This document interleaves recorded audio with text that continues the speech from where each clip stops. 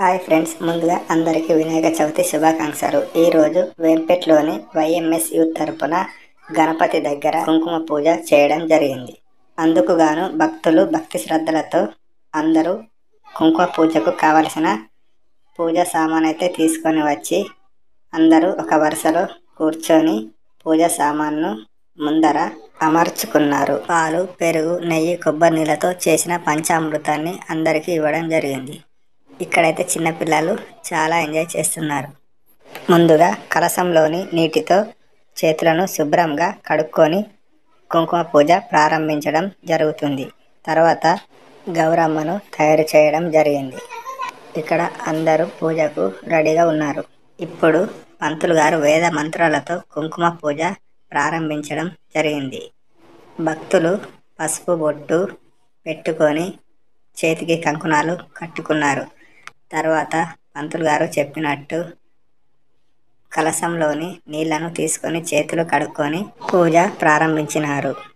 తర్వాత కలశంలోని జలాన్ని తీసుకొని కుంకుమ పూజకు కావలసిన పూజ సామాగ్రికి చల్లడం జరిగింది. ఇప్పుడు భక్తి శ్రద్ధలతో భక్తులు పూజ ప్రారంభించినారు.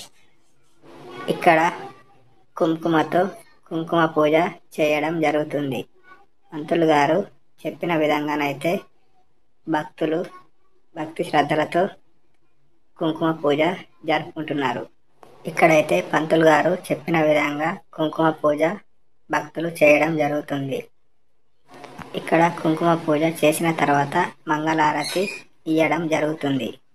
మంగళారతి ఇచ్చిన తర్వాత మనస్ఫూర్తిగా దేవుణ్ణి మనసారా మేమంతా మా కుటుంబం కలిసిమెలిసి ఉండాలని దేవునికి మొక్కుకొని కొబ్బరికాయ కొట్టడం జరుగుతుంది. తర్వాత మేము నిలబడిన చోటనే దేవునికి 5 ప్రదక్షిణలు చేసినాము. ఇప్పుడు గణపతి దేవుని దగ్గరికి వెళ్ళి అక్కడ మంగళారతి ఇవ్వడం జరిగింది.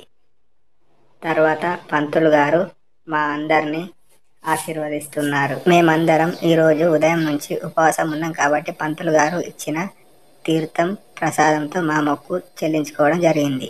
తర్వాత ఈరోజు కుంకుమ పూజలో పాల్గొన్న భక్తులం అందరం కుంకుమ పూజ చేసి గణపతికి మొక్కు చెల్లించుకున్నాము. జై బోలో గణేష్ మహారాజ్కి జై.